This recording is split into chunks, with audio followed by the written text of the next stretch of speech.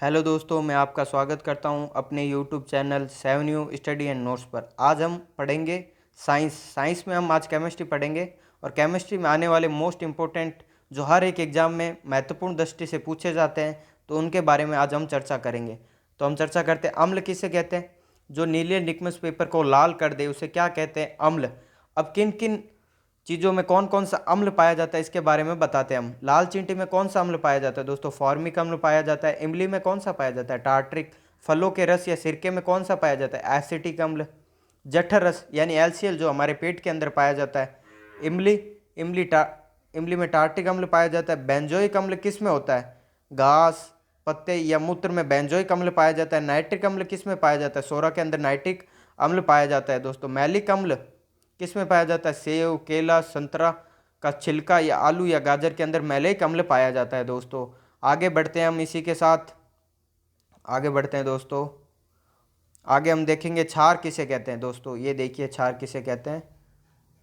क्षार जो लाल liquid paper को नीला कर देते हैं उन्हें क्या कहते हैं? क्षार। NaOH sodium hydroxide, KOH potassium hydroxide, AlHO3 aluminium hydroxide, CO2 HCl या HNO3 या H2SO4 को खनिज अम्ल भी कहते हैं? क्या कहते हैं? खनिज अम्ल दोस्तों। ये मोस्ट इंपॉर्टेंट बात है, ये कई बार एग्जाम की दृष्टि से महत्वपूर्ण हो जाती है। कई बार हम छोटी छोटी बातों को नज़रअंदाज कर देते हैं और वही एग्जाम में पूछ ली जाती है। पौधों एवं जंतुओं में प्राकृतिक रूप से पाए जाने वाले अम्ल को कार्बनिक अम्ल कहते हैं। क्या कहते हैं? कार्बनिक अम्ल। कार्बनिक अम्ल किसे कहते हैं? पौधों एवं जंतुओं में प्राकृतिक रूप से पाए जाने वाले अम्लों को कार्बनिक अम्ल कहते हैं दोस्तों। अब आगे पढ़ते हैं हम इसमें। H2SO4 HCl HNO3 इन ये क्या है? खनिज अम्ल। इनका उपयोग कहाँ होता है? विभिन्न उद्योग धंधों जैसे औषधि, पेंट, उर्वरक आदि के काम में इनका प्रयोग होता है दोस्तों। अगला पढ़ेंगे हम हाइड्रोक्लोरिक अम्ल। इसका शॉर्ट फॉर्म क्या होता है? HCl। अनेक उद्योग में बॉयलर के रूप में या बॉयलर को अंदर से साफ करने में, जिंक या सेंटेनरी को साफ करने में विशेष रूप से प्रयोग किया जाता है। अब नाइट्रिक अम्ल के बारे में पढ़ेंगे। नाइट्रिक अम्ल। अब नाइट्रिक अम्ल का उपयोग क्या है? नाइट्रिक अम्ल उर्वरक बनाने के रूप में, सोने और चांदी के गहनों को साफ करने के रूप में क्या नाइट्रिक अम्ल का प्रयोग किया जाता है। ये कई बार दोस्तों छोटी छोटी बातें पूछ ली जाती है जो हमें कई बार पेपर के अंदर याद नहीं होती और हम उनको गलत कर देते हैं दोस्तों। आगे बढ़ते हैं। आगे हम पढ़ेंगे अम्लराज। अम्लराज किसे कहते हैं? किंग ऑफ सल्फ्यूरिक अम्ल को क्या कहा गया? King of acid. ये कैसे बनता है? एच NO3 प्लस HCl मिलकर क्या बनता है? सल्फ्यूरिक अम्ल बनता है दोस्तों। क्या बनता है? सल्फ्यूरिक। ये सोने जैसी धातुओं को विलय भी कर सकता है। सल्फ्यूरिक अम्ल सेल, कार और बैटरी इत्यादि में यूज आता है दोस्तों। आगे बढ़ते हैं दोस्तों। एसिटिक अम्ल। एसिटिक अम्ल दोस्तों, एसिटिक अम्ल सिरके के रूप में खाद्य पदार्थों को, अचार इत्यादि को संरक्षित रखने में, लकड़ी के फर्नीचर आदि को साफ करने में किसका प्रयोग किया जाता है? एसिटिक अम्ल का प्रयोग किया जाता है। अगला साबुन, अपमार्जक। साबुन तो एक अपमार्जक सरफ को कहा जाता है। कागज उद्योग, वस्त्र उद्योग में सोडियम हाइड्रोक्साइड NOH का प्रयोग किया जाता है दोस्तों। कैल्शियम हाइड्रोक्साइड का प्रयोग कहाँ किया जाता है? COHO। इसका प्रयोग कहाँ किया जाता है? मिट्टी की अम्लता को दूर करने में इसका प्रयोग किया जाता है दोस्तों। आगे बढ़ते हैं हम इसी वीडियो में। अब ये देखिए, COHO2 का प्रयोग सफेदी तथा चूना तथा कीटनाशक का एक घटक है। जैसे चूना वगैरह वगैरह होता है ना, चूना है, कली है, इसके अंदर क्या पाया जाता है? CaO2 पाया जाता है इसके अंदर। मैग्नीशियम हाइड्रोक्साइड, ये इसे क्या कहा है? मिल्क ऑफ मैग्नीशिया भी कहा गया है। ये पेट की एसिडिटी या अम्लता या पेट में कई बार कब्ज हो जाती है तो इसे दूर करने में इसका प्रयोग किया जाता है दोस्तों। अगला है सिल्वर नाइट्रेट। सिल्वर नाइट्रेट का प्रयोग कहाँ होता है? सिल्वर नाइट्रेट का प्रयोग है जो फोटोग्राफी के अंदर सिल्वर नाइट्रेट का प्रयोग किया जाता है। ये कई बार क्वेश्चन पूछ लेता है कि फोटोग्राफी में कौन सी चीज़ का यूज किया जाता है, तो इसमें सिल्वर नाइट्रेट का प्रयोग किया जाता है दोस्तों। आगे बढ़ते हैं हम इसी वीडियो में। अब देखिए, अमोनियम नाइट्रेट का प्रयोग किया जाता है। अमोनियम नाइट्रेट है उर्वरकता तथा विस्फोट में अमोनियम नाइट्रेट का प्रयोग किया जाता है। अब ये फिटकरी का जो फॉर्मूला है ये हमने आपके कॉपी के ऊपर ऊपर लिख दिया है ताकि आपको याद रहे। फिटकरी K2SO4Al2SO4 324H2O, ये क्या है? फिटकरी का फॉर्मूला दोस्तों, आप याद कर लेना, ये फिटकरी का फॉर्मूला कई बार एग्जाम के अंदर पूछा जाता है। अब CaCO3 कैल्शियम कार्बोनेट का प्रयोग क्या कहाँ होता है? इसका प्रयोग सीमेंट बनाने में होता है दोस्तों। देखिए सीमेंट बनाने में, संगमरमर के रूप में फर्श बनाने में, यानी मार्बल के फर्श बनाने में, धातु कर्म में लोहे से जब लोहे को बनाया जाता है ना तो इसका प्रयोग होता है दोस्तों। अब जो कीट कीट पतंगे होती है ना, उनका डंक, जैसे मधुमक्खी है, चींटी है, मकोड़ा है, जैसे आदि किसी भी कीटनाशक का डंक हो, या ये डंक होते हैं ना, ये अम्ल स्रावित करते हैं, और इस अम्ल के कारण हमारी त्वचा में दर्द होता है। तो हम उस समय कौन सा अम्ल प्रयोग किया जाता है? यदि कोई कीटनाशक आपको काट ले तो उस समय कौन सा अम्ल लगाएंगे हम आपकी त्वचा पर? तो हम लगाएंगे सोडियम हाइड्रोजन कार्बोनेट का प्रयोग किया जाता है उस समय। ये मोस्ट इंपॉर्टेंट बात है बच्चों, याद कर लो, कई बार एग्जाम के अंदर पूछ ली जाती है। अब अगला हम पढ़ेंगे सोडियम क्लोराइड पढ़ेंगे अगला हम। ये देखिए सोडियम क्लोराइड के बारे में पढ़ते हैं। इसकी पीएच कितनी होती है? 7। इसे साधारण नमक भी कहा जाता है। इसका उच्च गलनांक होता है, कितना होता है? 1081 केल्विन पर इसका ये उच्च गलनांक होता है। हिमीकरण मिश्रण बनाया जाता है इसके द्वारा, और खाद्य पदार्थों के संरक्षण में प्रयोग किया जाता है दोस्तों। अगला हम पढ़ते हैं सोडियम हाइड्रोक्साइड NaHO3 दोस्तों। अगला हम क्या पढ़ते हैं? Sodium hydroxide.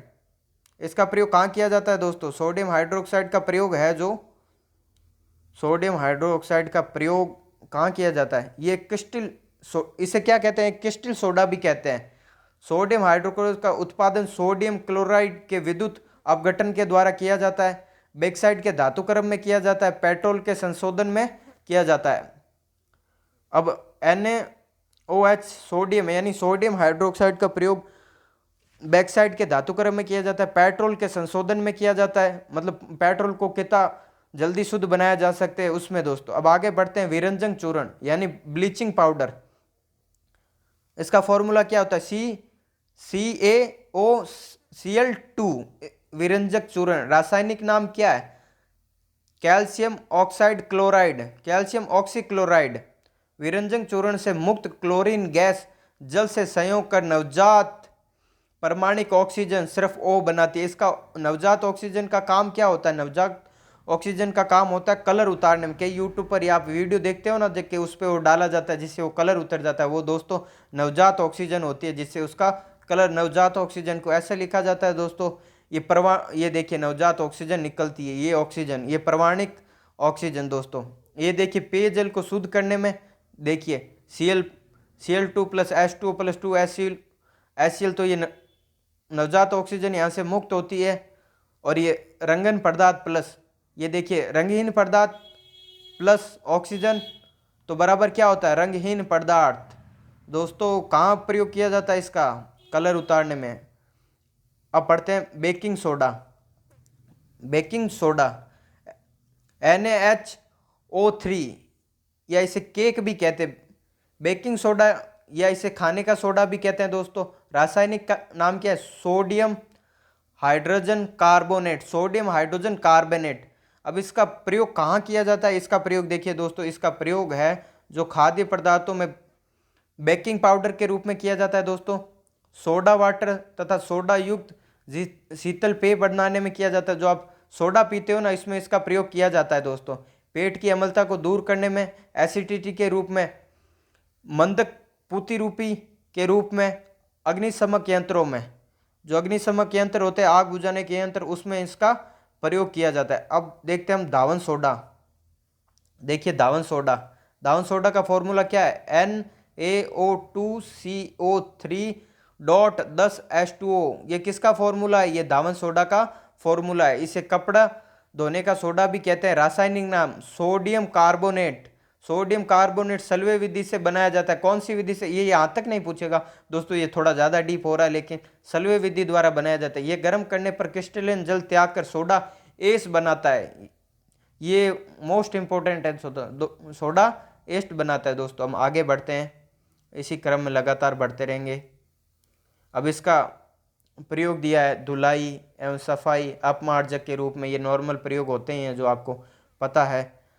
अब प्लास्टर ऑफ पेरिस के बारे में पढ़ते हैं। प्लास्टर ऑफ पेरिस रासायनिक नाम क्या है? सोडियम कैल्शियम कैल्शियम सल्फेट का अर्ध हाइड्रेट, यानी देखिए CaSO4 ये इसका क्या है? ये रासायनिक फॉर्मूला है दोस्तों। इसे और क्या कहते हैं? इसे POP भी कहते हैं, या इसे जिप्सम CaSO4 को 393 केल्विन ताप पर गर्म करने पर यह प्राप्त होता है। ये टूटी हुई हड्डियों या प्लास्टर को टूटी हुई हड्डियों पर प्लास्टर चढ़ाने के रूप में इसका प्रयोग किया जाता है। ये दोस्तों मोस्ट है, परीक्षा की दृष्टि से ये वेरी इंपॉर्टेंट है, कई बार इस पे क्वेश्चन पूछा गया है दोस्तों। आगे बढ़ते हैं, इसी क्रम में आगे बढ़ते हैं हम दोस्तों। तो ये देखिए कार्बन के बारे में पढ़ते हैं। कार्बन के बारे में, कार्बन का परमाणु क्रमांक कितना होता है दोस्तों? कार्बन का परमाणु क्रमांक 6 होता है। कितना होता है? परमाणु क्रमांक 6 होता है। कार्बन का परमाणु क्रमांक कितना होता है? 6। कार्बन का प्रतीक क्या होता है? C। परमाणु का इलेक्ट्रॉनिक विन्यास कितना हुआ? 1s1 1s2 2s2 2p2। ये इसका फर्स्ट कक्षक, ये बाह्यतम कक्षक। बाह्यतम कक्ष में जितने खाली इलेक्ट्रॉन होते हैं वो उसकी संयोजकता होती है दोस्तों। क्या होती है? संयोजकता। अब देखिए, मैं संयोजकता में आप कंफ्यूज हो गए कि ये 1s2 है, ये इसका फर्स्ट ऑर्बिट है। अब ये दूसरी कक्षा, इसमें क्या 2s2 2p2, ये इसकी दूसरी कक्षा दोस्तों। पहली कक्षा पूर्ण है। अब दूसरी कक्षा में बाह्यतम कक्ष में कितने इलेक्ट्रॉन है? बाह्यतम कक्ष में 4 इलेक्ट्रॉन है। किसी भी परमाणु या किसी भी अणु के बाह्यतम कक्ष में उपस्थित इलेक्ट्रॉन की संख्या को क्या कहते हैं? उसकी संयोजकता। तो कार्बन की संयोजकता कितनी हुई? 4। कार्बन की ज्यामितीय संरचना कैसी होती है? समचतुष्फलकीय होती है। प्रत्येक संयोजकता के मध्य कोण कितना बनता है? तो ये कोण बनता है 109 डिग्री और 28 सेकंड इसका कोण बनता है। 28 मिनट, सेकंड। यदि डबल ऐसे दिया हो तो इसे सेकंड पढ़ते हैं, ये मिनट है, ये डिग्री है दोस्तों। इसी क्रम में हम आगे बढ़ते हैं। इसका आबंध कोण कितना होता है दोस्तों? ये देखिए आबंध कोण कितना होता है? 109 डिग्री 28 मिनट इसका आबंध कोण होता है। ये देखिए, ये कार्बन, इससे ये हाइड्रोजन जुड़े हुए हैं 4, ये इसका कोण होता है। ये इसे क्या कहते हैं? बॉन्ड एंगल कहते हैं। कार्बन परमाणु से जो एकल, द्विबंधी एवं त्रिबंधी, ये क्या होते हैं? बॉन्ड होते हैं। कार्बन कितने प्रकार के बॉन्ड बनाता है? कार्बन 3 प्रकार के बॉन्ड बनाता है। सिंगल बॉन्ड को क्या कहते हैं? एल्केन। डबल बॉन्ड को एल्कीन कहते हैं और ट्रिपल बॉन्ड को एल्काइन कहते हैं दोस्तों, कार्बन के द्वारा बनाए गए बॉन्ड। अब आगे चलते हैं हम। अब आगे कुछ मोस्ट इंपोर्टेंट बातें। CH4 यानी मार्स गैस कहां से प्राप्त होती है? दलदल से प्राप्त होती है। CHO3 कास्ट स्प्रिट, ये लकड़ी के भंजन के आसवन विधि से हमें प्राप्त होता है। एसिटिक अम्ल कहां से प्राप्त होता है? सिरके के लैटिन नाम पर एसिटिम से लिया गया है। ये फॉर्मिक अम्ल कहाँ होता है? ये चींटी से प्राप्त होता है हमें। फॉर्मिक अम्ल कहाँ से प्राप्त होता है दोस्तों? चींटी के डंक में फॉर्मिक अम्ल पाया जाता है। आगे बढ़ते हैं दोस्तों, आगे बढ़ते हैं। तो ये देखिए लैक्टिक अम्ल, ये कहाँ से प्राप्त होता है? ये दूध से प्राप्त होता है, लैक्टिक अम्ल। आगे हम बढ़ते हैं, इसी क्रम में आगे बढ़े दोस्तों।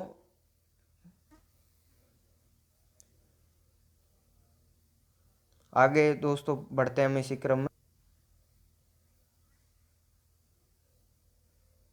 हेलो दोस्तों, अब हम पढ़ेंगे डायमंड यानी हीरा। हीरे की ज्यामितीय संरचना क्या होती है दोस्तों? हीरे की ज्यामितीय संरचना क्या होती है? हीरे की ज्यामितीय संरचना चतुष्फलकीय संरचना होती है। ये कार्बन का कौन सा अति सूक्ष्म रूप है? अति शुद्ध रूप। इसका प्रयोग कहाँ किया जाता है? हीरे का प्रयोग जो दोस्तों कांच काटने में किया जाता है। और कार्बन के मध्य कौन सा बॉन्ड होता है? सिंगल बॉन्ड होता है। और इनके बॉन्ड के मध्य की दूरी क्या होती है दोस्तों? इसके बॉन्ड के मध्य की दूरी 1.4 एंगस्ट्रम होती है दोस्तों। ये विद्युत के क्या होते हैं? कुचालक। हीरे की संरचना में प्रबल सहसंयोजक बंधों का त्रिमिमीय जाल होता है दोस्तों। इसका प्रयोग कांच काटने के लिए। और इसका प्रयोग कहाँ होता है दोस्तों? इसका फोन जो पुराने फोनोग्राम की सुई बनाने में होता था दोस्तों। इसका पुराने जो पहले पहले बड़े बड़े आते थे ना रेडियो रिकॉर्डर, उसकी सुई बनाने में होता था। आगे चलते हैं हम दोस्तों। ग्रेफाइट।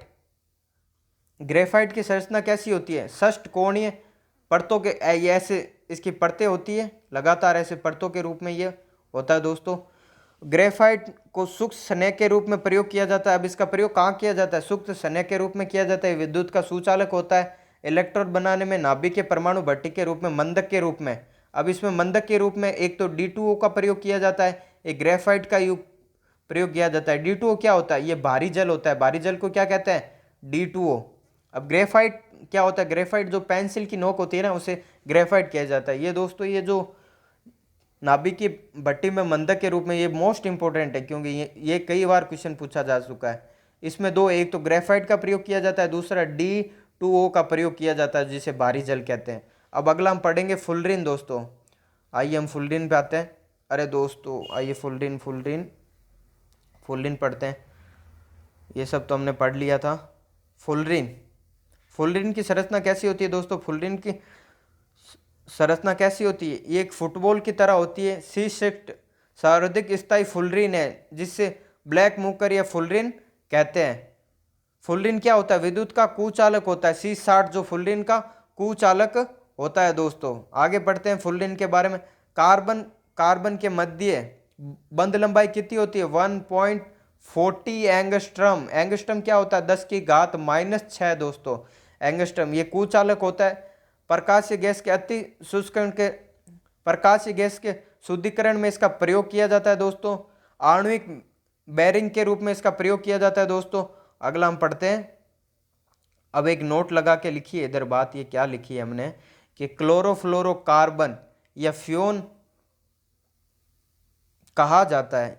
पॉलीक्लोरोफ्लोरो एल्केन को फ्योन कहा जाता है दोस्तों। इस बात का आप मतलब समझिएगा कि जो है क्लोरोफ्लोरोफ्योन कार्बन, या इसे फ्योन कहा जाता है। अब पॉलीक्लोरो या क्लोरोफ्लोरो एल्केन को भी फ्योन कहते हैं दोस्तों। इसका प्रयोग क्या होता है? रेफ्रिजरेटर, एयर कंडीशनर, शीत संग्रहों के शीतक के रूप में इसका प्रयोग किया जाता है। अब अगला नोट लिख के मैंने लिखी है बात कि CNG है ना, CNG का प्रयोग कहाँ किया जाता है?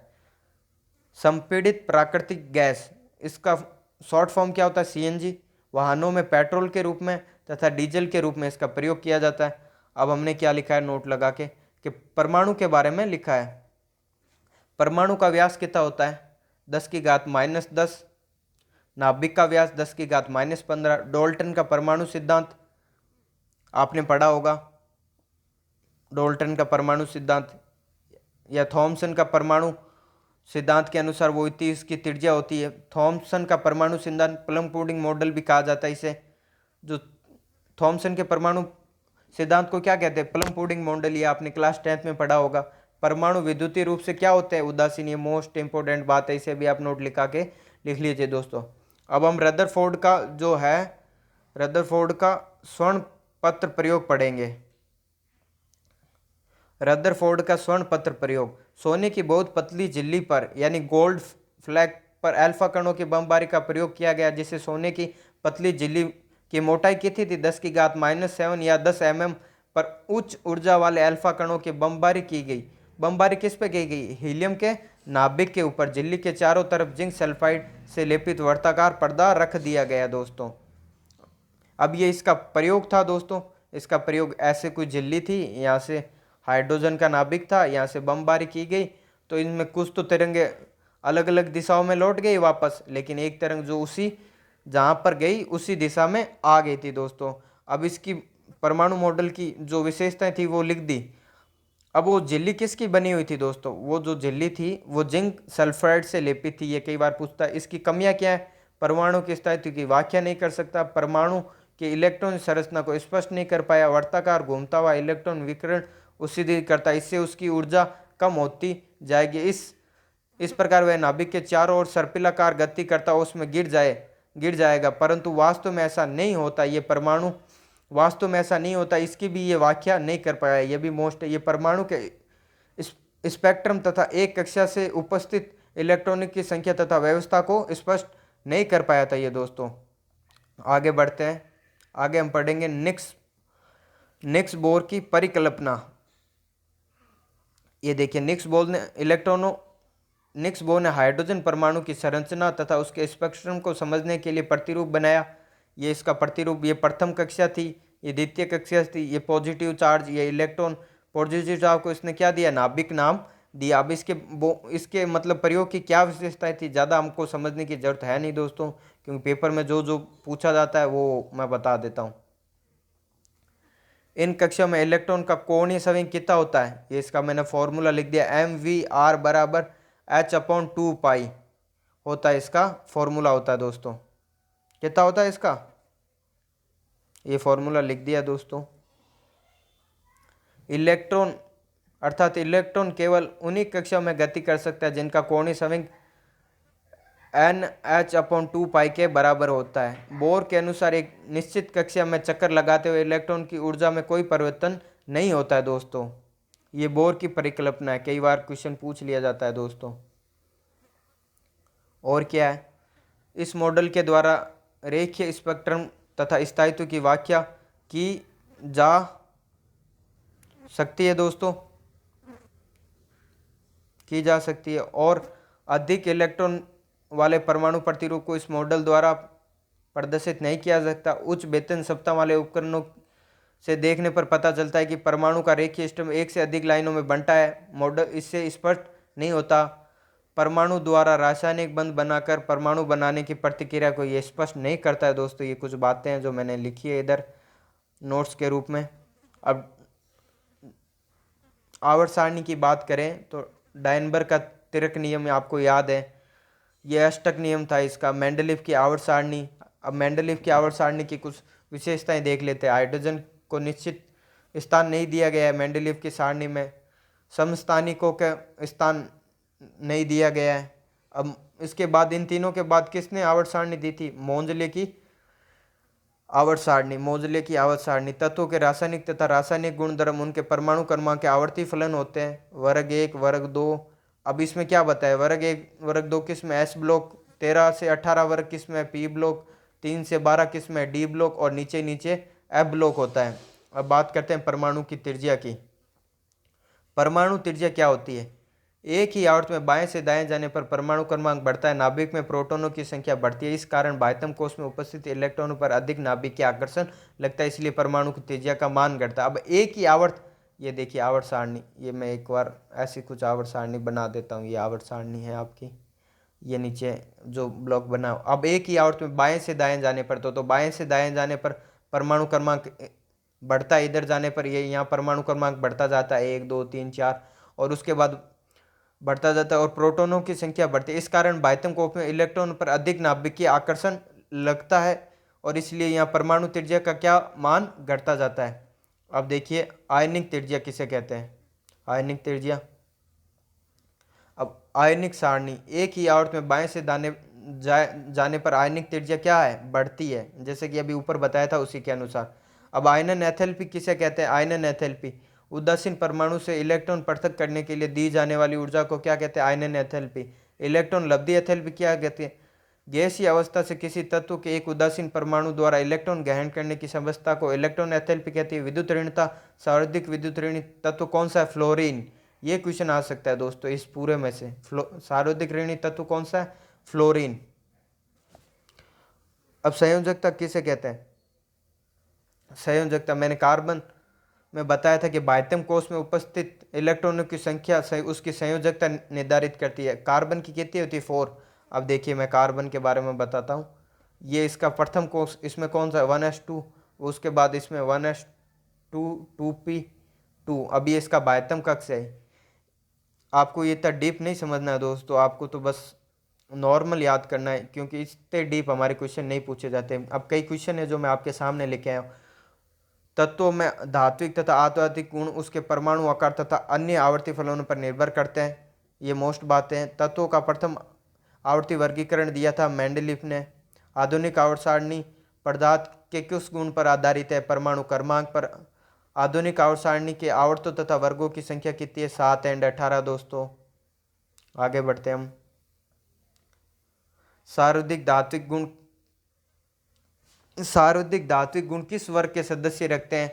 तो किस वर्ग के सदस्य रखते हैं? वर्ग 1 के जो सदस्य सार्वधिक धात्विक गुण रखते हैं दोस्तों। तो आज इसी के साथ हमारा वीडियो समाप्त होता है दोस्तों। हमारे चैनल को सब्सक्राइब करें, लाइक करें। आपको ये वीडियो कैसा लगा कमेंट करें। ठीक है दोस्तों, हम ऐसे ही वीडियो लेके आते रहेंगे। जय हिंद दोस्तों, अगले वीडियो में मिलेंगे आपके अगले साइंस की कुछ टॉपिक लेके। धन्यवाद। हमारे चैनल को भैया सब्सक्राइब ज़रूर कर देना, ठीक है, क्योंकि मेहनत बहुत लगती है वीडियो बनाने में।